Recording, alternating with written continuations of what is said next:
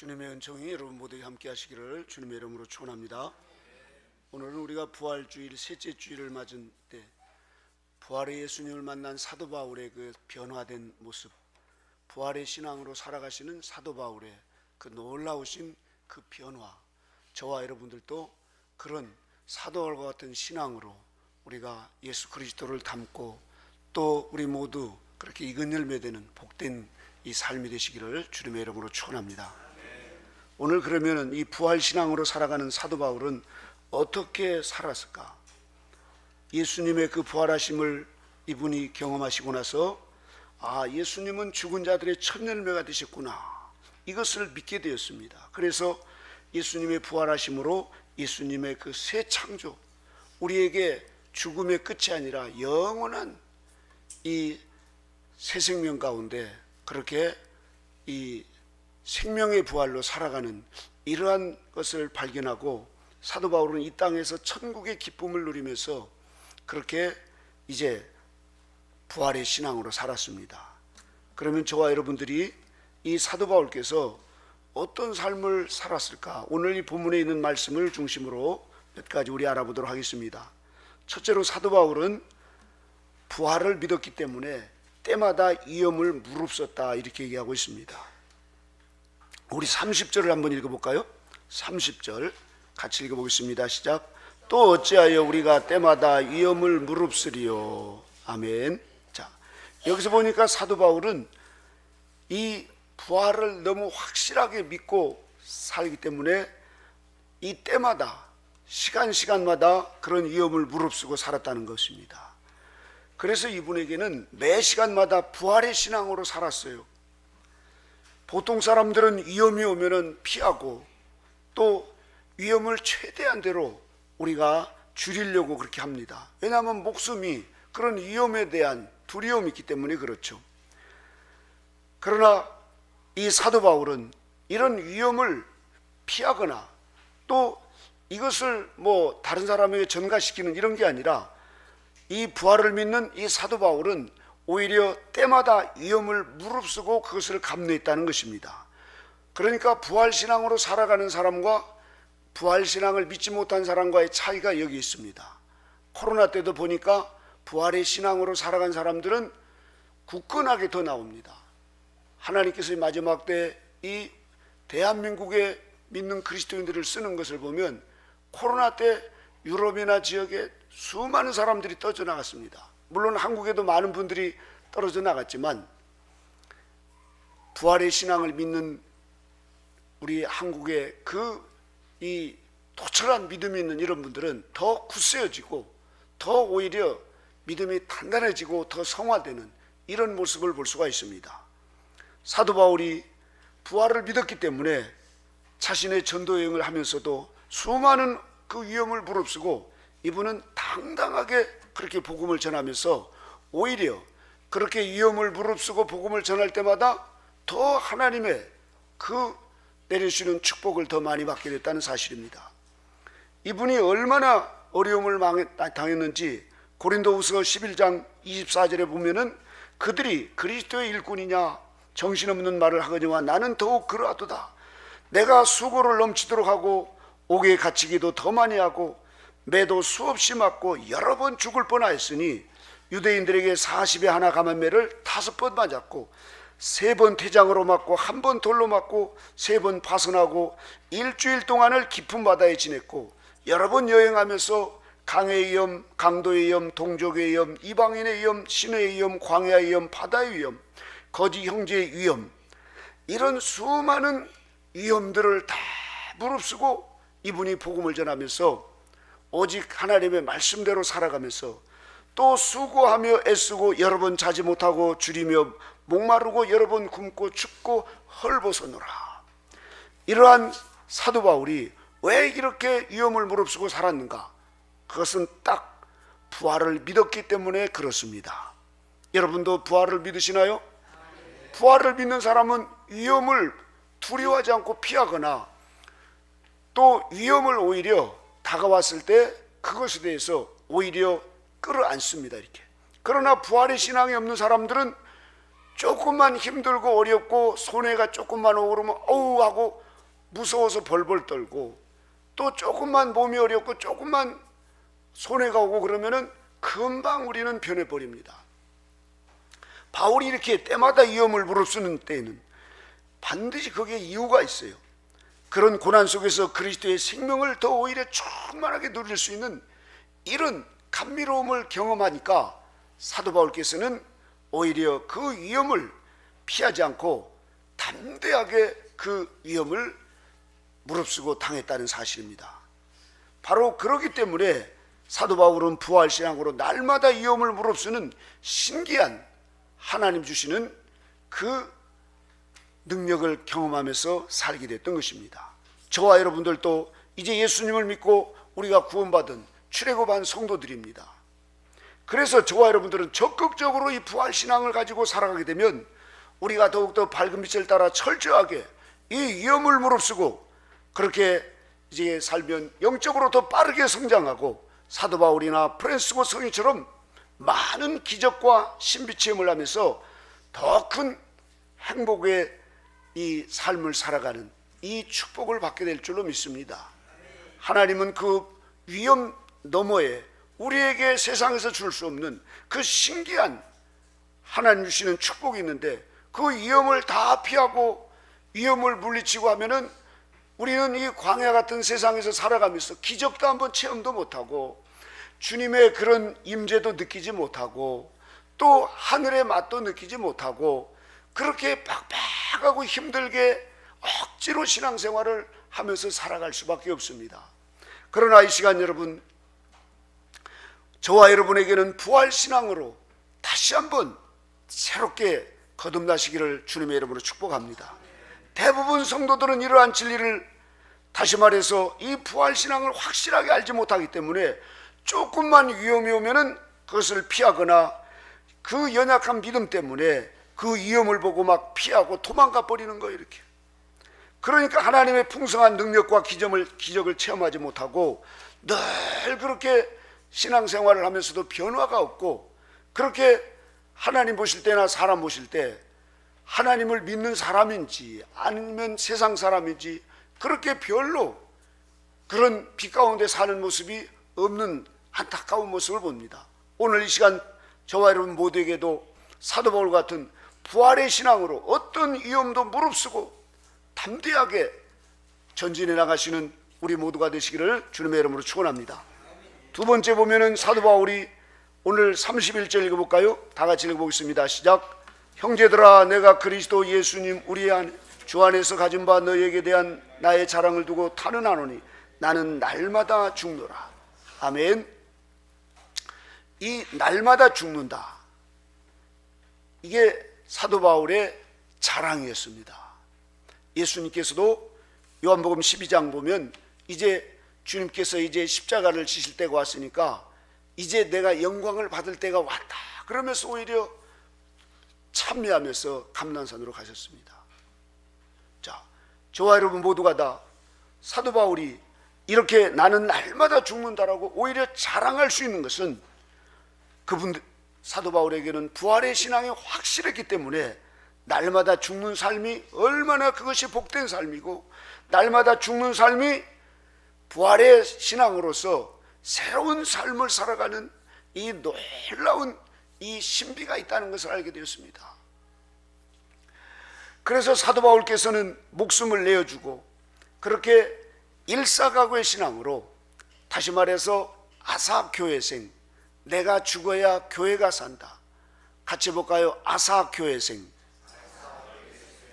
몇 년 전까지 우리 그 최기선 목사님이 여기 오셔가지고 아사교회생 하시고 있는데, 제가 90년도 신학교 명광교회 지하실에서 이제 그곳에서 살 때 제가 기도하고 있으면은 갑자기 오셔서 등을 탁 치면서 아사교회생 해가지고 저를 무슨 말인지도 모르고 깜짝 놀래가지고, 네가 죽어야 교회가 살고 네가 죽어야 예수가 산다 하면서 막 저한테 다짜고짜 그렇게 하시면서, 그러면서 그분은 날마다 죽어야 된다, 그게 복이다, 예수님을 믿으면 날마다 죽어야 된다. 뭐에 죽어야 됩니까? 내 자아가 죽어야 된다. 내 정욕을 죽여야 된다는 거예요. 그래서 날마다 정과 욕심을 십자가에 못 박는 이 죽이는 삶을 살아야 내가 성화가 되고 하나님의 영광을 받으시고, 또 손해보는데 죽어야 된다. 또 희생하는 것에 대해서 죽어야 된다. 남을 위해서 다 내어주는 이 삶을 살려면 네가 죽어야 된다는 거예요. 사도 바울이 부활의 신앙을 가지고 살 수 있었던 것은 예수님의 마음을 품고 예수님의 생명에 내주합일되니까, 이제는 내가 산 것이 아니라 내 안에 그리스도께서 사는 것을 느꼈어요. 그런데 아직도 육체 가운데는 그렇게 내가 살려고 하는, 내가 먹고 싶고 내가 자고 싶고 내가 나타내고 싶은 나라고 하는 이 에고가 이게 살아있어요. 그때마다 눌러버렸습니다. 죽여버렸어요, 사도 바울은요. 그때마다 놀라운 생명의 능력이 나타나는 거예요. 그래서 사도 바울은 자비량하면서 몸으로, 물질로, 기도로, 온몸으로 시간을 들여서 그 고린도 성도들, 초대교회 수많은 사람들을 그렇게 전도하면서 옳은 길을 인도하시는 위대한 사도가 되었던 것입니다. 다 내어드리셨던 예수님의 그 삶을 재현하기 위해서 예수님의 고난에 동참하셨던 것이에요.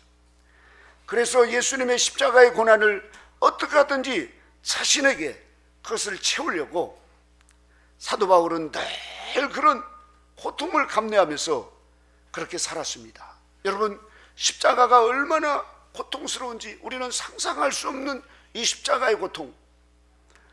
예전 로마 시대 때 한 성을 로마군이 항복을 받게 되었는데, 그 성이 로마군이 쳐들어가지도 않았는데 항복을 하고 다 두 손 들었어요. 이렇게.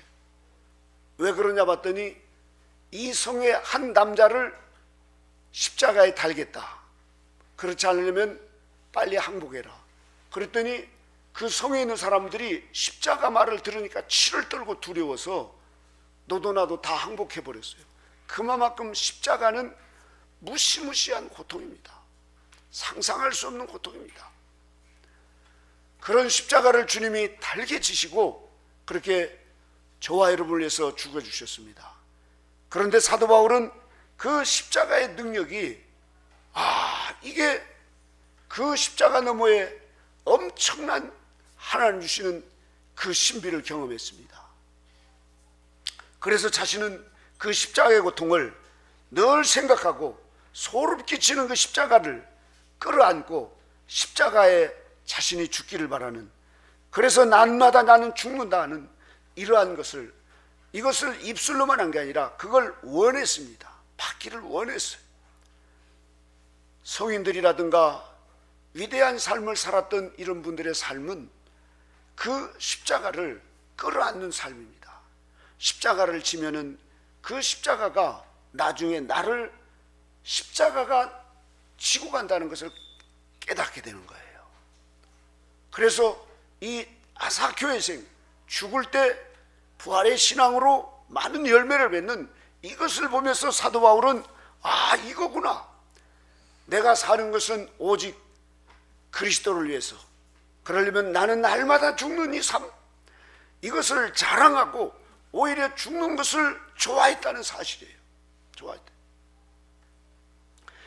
그래서 히브리서 11장 35절에도 보면 여자들은 자기의 죽는 자를 부활로 받기도 하며, 또 어떤 이들은 더 좋은 부활을 얻고자 하여 악형을 받되 구차히 면하지 않고, 또 어떤 이들은 희롱과 채찍질뿐만 아니라 결박과 옥에 갇히는 시험도 받았으며 돌에 맞고 토백혀 있고 칼에 죽고 궁핍과 환난과 이런 모든 것, 우리를 위하여 더 좋은 것을 예비하신 주님을 생각하면서 그러한 모든 것을 달게 받았다는 사실입니다.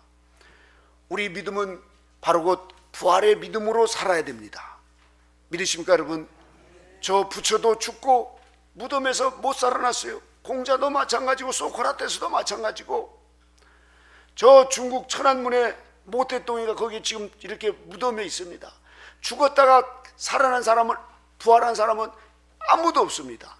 예수님이 바로 첫 부활의 열매가 되셨습니다. 사도 바울은 그것을 경험하고 나서 부활의 신앙으로 살까, 위험을 무릅쓸 뿐만 아니라 날마다 죽는 삶 속에서 부활의 신앙으로 그렇게 하나님의 놀라운 그 신비한 체험을 경험하면서 그분은 완덕의 경지까지 오르시는 위대한 삶을 살았습니다. 저와 여러분들도 날마다 죽는 이런 복된 삶이 되셔서 죽은 자가 다시 살아나지 못한다면 내일 죽을 터이니 먹고 마시자, 이런 어리석은 불신자와 같이 우리도 예수님을 믿고 이제 부활의 신앙으로 살아야 되는데, 아직도 우리 안에는 악한 동무들을 우리가 생각하면서 내 본성 가운데 부활의 신앙을 우리가 믿지 못하고 그것에 대한 확신을 갖지 못하면 우리는 금세 죽어봐야 알지 뭐, 죽어봤어? 이러면서 권사님이 모태신앙으로 60년간 신앙생활했어도 부활의 신앙을 못 믿겠다고, 아유 목사님 죽어봐야 알죠 뭐 어떻게 알아요? 이렇게 이상한 얘기를 하는 분도 봤습니다. 제가 오늘 우리 학생들을 비롯한 저와 여러분 모두에게는 부활의 신앙이 있으면 우리는 위험도 무릅쓰고 죽음도 우리는 당당하게 날마다 죽는 것으로 오히려 자랑하면서 살아가는 이런 밝은 빛의 용사가 될 줄로 믿습니다. 그렇다고 하면 저와 여러분 모두 이제 마지막 세 번째 33절 34절을 읽어보겠습니다. 시작. 속지 말라. 악한 동무들은 선한 행실을 더럽히나니 깨어 의를 행하고 죄를 짓지 말라. 하나님을 알지 못하는 자가 있기로 내가 너희를 부끄럽게 하기 위하여 말하노라. 아멘.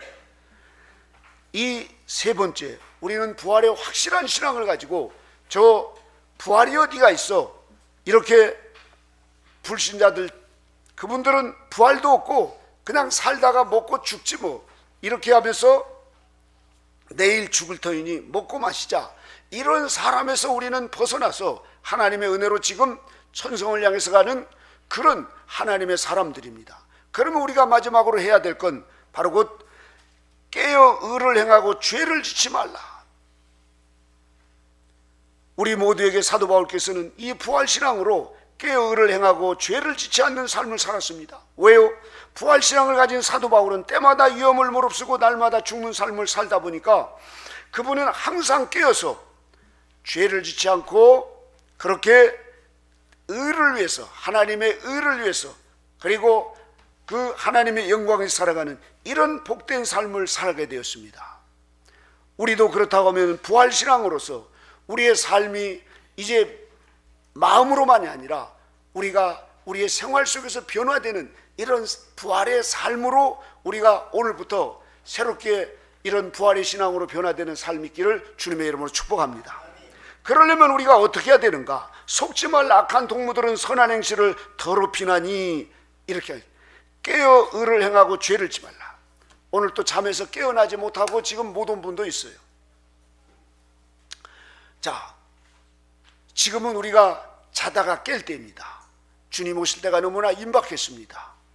그래서 우리는 정신을 차리고 깨어서 근신하면서 우리가 예수님의 재림을 대망하면서 우리 모두 익은 열매 되는 신앙의 목표를 가지고 살아가야 될 줄로 믿습니다.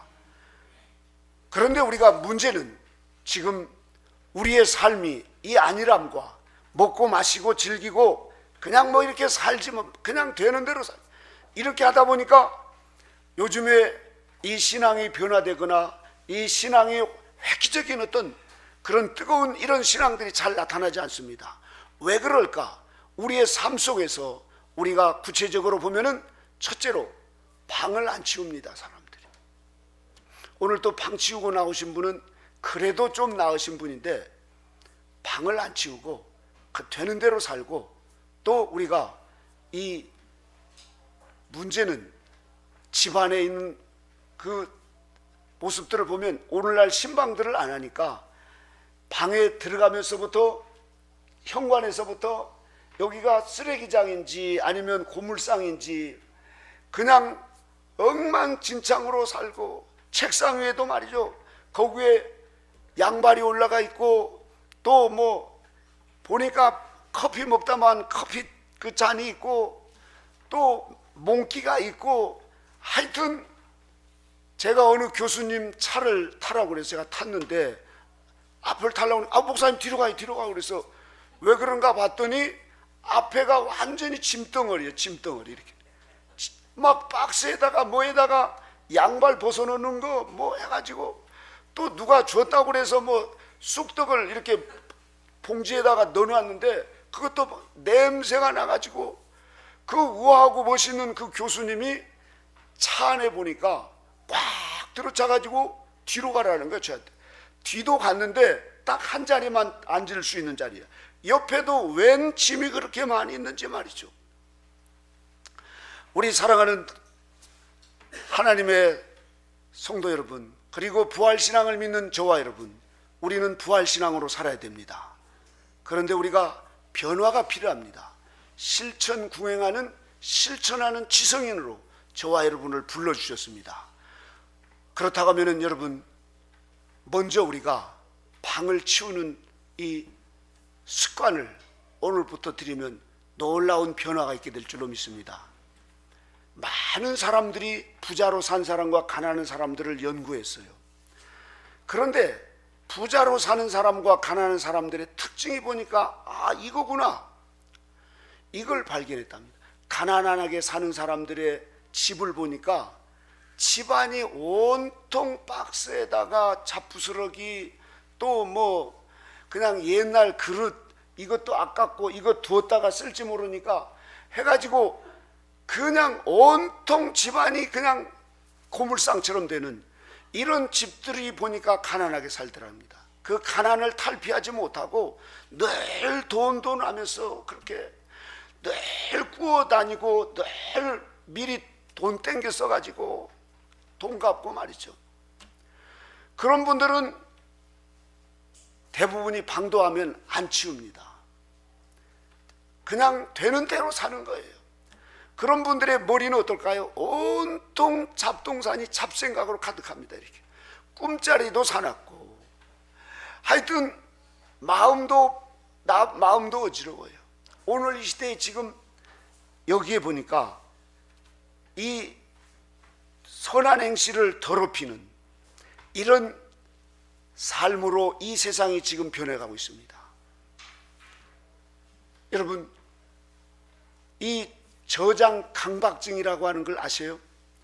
요즘에 수많은 사람들이 그 저장 강박증에 걸려가지고 방에다가 잔뜩 물건을, 또 요즘엔 택배 전화만 하면 오잖아요.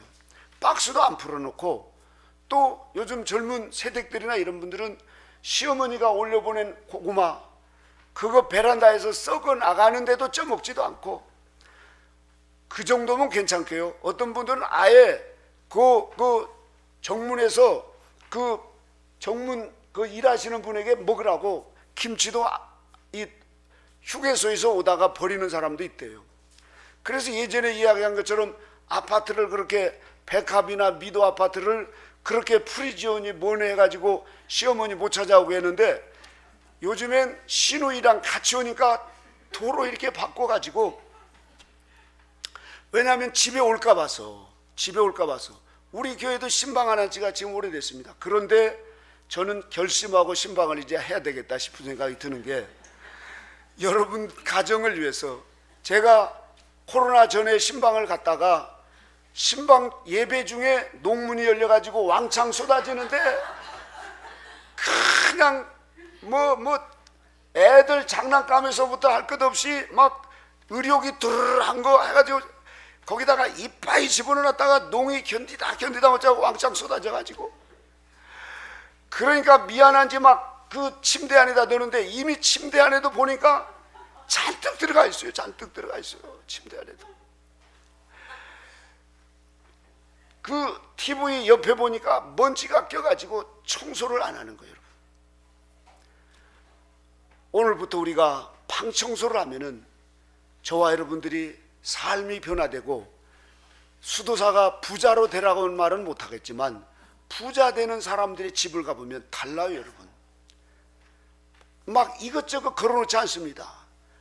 가난한 집일수록 이것저것 뭘 그렇게 많이 걸어놓는지 말이죠.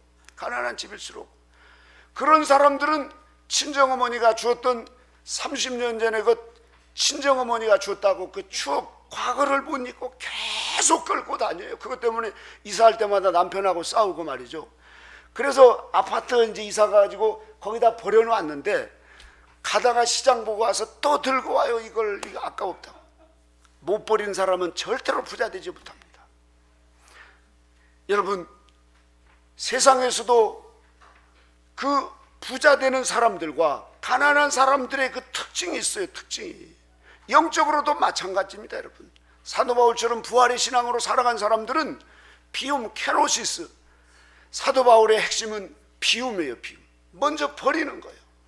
예수 그리스도를 안 후에 이 세상의 것이 이게 배설물이다, 시시한 거구나 하는 것을 알고 버리기부터 했어요. 이렇게 청소 잘하는 사람들은 직장에서도 상사나 사장님으로부터 좋은 대접을 받고 승진할 때 보면 그런 분들을 먼저 세웁니다. 여러분, 그런데 일을 끝났는데도 연장 도구 그대로 놓고 그냥 어떨 때 보면은 불도 안 끄고 가고 말이죠.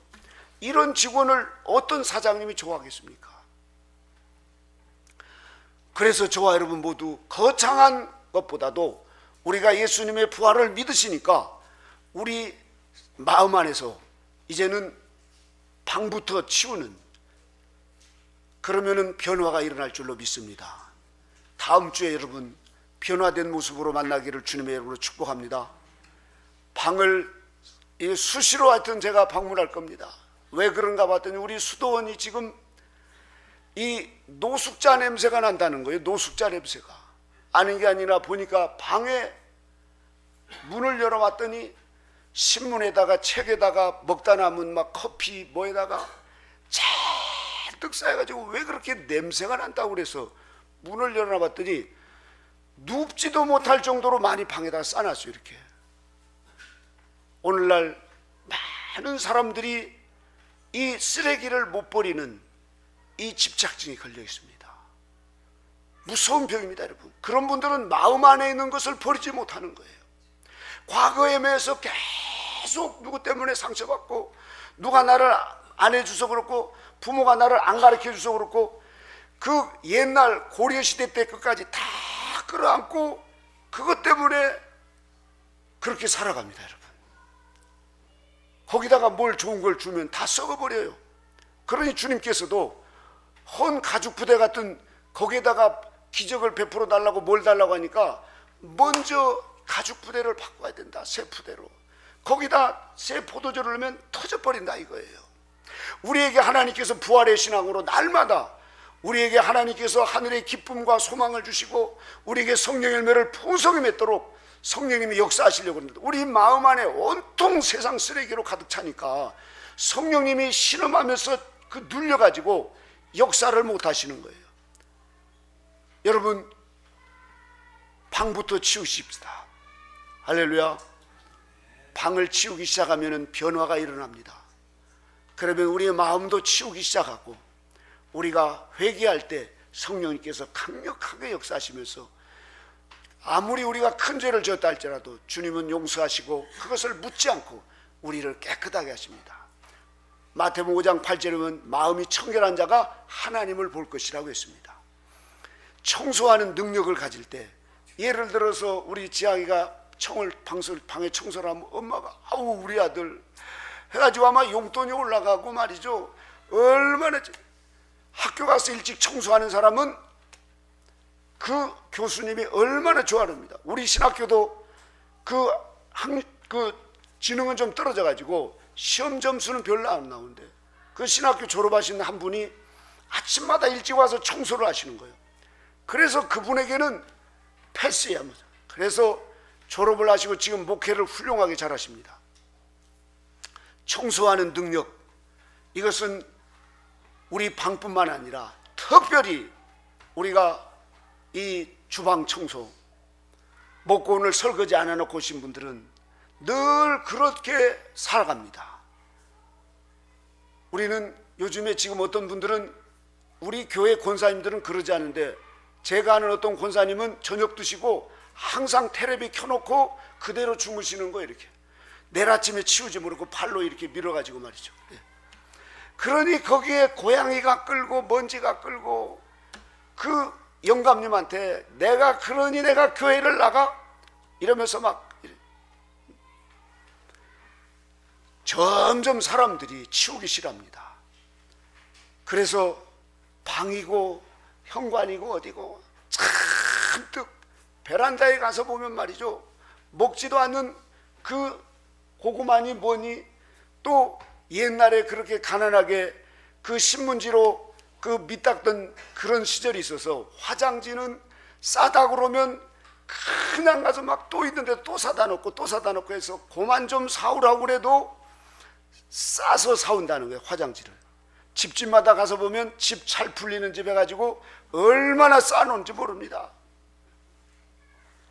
그뿐입니까 여러분? 또 식당 하던 그런 집들은 보면 그거 다 망했으면 싹 버려요. 그런데 그걸 다음에 또 쓸지 모른다고 그걸 끌고 돌아가지고 현관이고 어디고 잔뜩 그릇에다가 뭐에다가 지금 쌓아놔가지고. 가난한 사람들의 특징은 나도 괴롭지만 다른 사람에게도 괴롭힘을 줍니다. 그 가난해서 참 우리가 긍정의 마음, 아니 불쌍히 여기는 마음은 같지만 그 어디 가면은 박스 주워다가 또 쇠조각 주워다가 계속 집에다가 쌓아놓은 사람들 있잖아요. 예전에 어떤 시골에 계시는 한 분은 보니까 그 집 밖에까지, 대문 밖에까지 온통 쇠부채기 뭐 쓰레기를 갖다가 놓고 말이죠. 동네 사람들이 지나갈 때마다 막 이 집이 막 이 집이라고도 안 하고 이 집구석이라고 하면서 말이죠. 마당에 온통 쇠부채 막 보다. 네. 이런 것들로 하면 할수록 그 가난을 벗어나지 못하는 겁니다, 여러분. 영적으로는 우리가 변화가 되질 않아요. 변화가 돼요. 다 우리는 변화되고 싶고, 다 우리가 더 성숙하고, 더 우리의 말과 행동과 또 우리의 삶이 더 아름답고, 더 사도 바울처럼 말이죠, 부활의 신앙을 가지고 그렇게 긍정적이고 사람들에게 감동을 주고 하나님이 기뻐하시고 이런 삶을 살려고 하는데, 이 버리지 못하는 것, 비우지 못하는 이런 삶을 살다 보니까 성경에 있는 부활의 신앙은 먼 발치에서 과거에 한번 경험했을지도 모르고, 아니 일생을 한 번도 경험하지 못하고 늘 힘들다 어렵다, 또 내가 이렇게 된 건 누구 탓이다 하면서 다 누구 탓 하면서 그렇게 인생을 살아가는 사람들이 믿는 사람 안에서도 많다는 사실입니다. 오늘 이 자리에 계시는 저와 여러분, 유튜브를 통해서 함께 하신 여러분, 부활의 신앙으로 우리가 새롭게 거듭나기를 주님의 이름으로 축원합니다. 아사 교회생, 내가 죽어야 교회가 사는 거, 다시 말해서 주님이 역사하시는, 주님이 사는 거예요. 그래서 우리는 죽을 마음을 가지고, 죽을 각오를 가지고 오늘부터 가서 방 청소부터 해보면 놀라운 변화가 있게 될 줄로 믿습니다. 부자가 되기를 원하시는 분은 방 청소하면 부자 될 가능성이 있습니다. 믿으시길 바랍니다. 이건 기복이 아니고 원리입니다. 원리는 법칙이 있습니다. 청소를 하면 할수록, 자꾸 버리면 버릴수록 깨끗해집니다. 더 아름다워집니다. 그러면 그럴수록 거기에 플러스가 되는 거예요. 더 좋은 것으로 채워주십니다. 그러나 냄새나고 인분이 있고 이런 데는 파리 모기만 더 끌고 놔두면 놔둘수록 동네 개까지 와서 더 마이너스가 되는 거예요, 우리 인생이. 그러나 그런 것을 치우고 더 깨끗하고 향기가 있고 이러면은 사람들이 오고, 이 집안에 오면은 마음이 편해지고 좋아, 이러면서 더 플러스가 되는 것입니다. 이 원리와 법칙을 우리가 확실히 알고 오늘 말씀의 결론, 사도 바울처럼 저와 여러분이 부활의 신앙으로 살면 우리는 위험도 무릅쓰고 날마다 죽는 삶 속에서 우리가 더럽힌 것들을 치우고 선한 행실을 하면서 죄를 짓지 않고 하나님의 영광에 살아가는 이런 복된 삶이 저와 여러분 삶 속에서 오늘부터 날마다 이런 기적의 역사가 일어나는 그런 축복이 있기를 주님의 이름으로 축원합니다. 기도하시겠습니다. 하나님 아버지 감사합니다. 오늘 사도 바울께서 이토록 부활의 신앙으로 위험을 무릅쓰고 또 그리스도를 위해서 그렇게 날마다 죽는 이것을 자랑하고 또 주님 날마다 깨어서 의를 행하면서 하나님의 영광을 살아가셨던 이 복된 삶을 하나님이여 저희들도 본받고 살아갈 수 있도록 주님 인도해 주시옵소서. 다시 한번 주님, 우리가 이 부활의 신앙은 역설적인 것이라는 걸 깨닫고 하나님 아버지, 우리의 마음판에 새길 뿐만 아니라 우리의 삶 속에서 이제 실천하면서 부활의 신앙으로 날마다 기적을 경험하면서 살아가는 이런 복된 삶이 되도록 축복하여 주시옵소서. 함께 하신 우리 주님께 감사와 영광 돌리며 예수님의 이름으로 기도드리옵나이다. 아멘.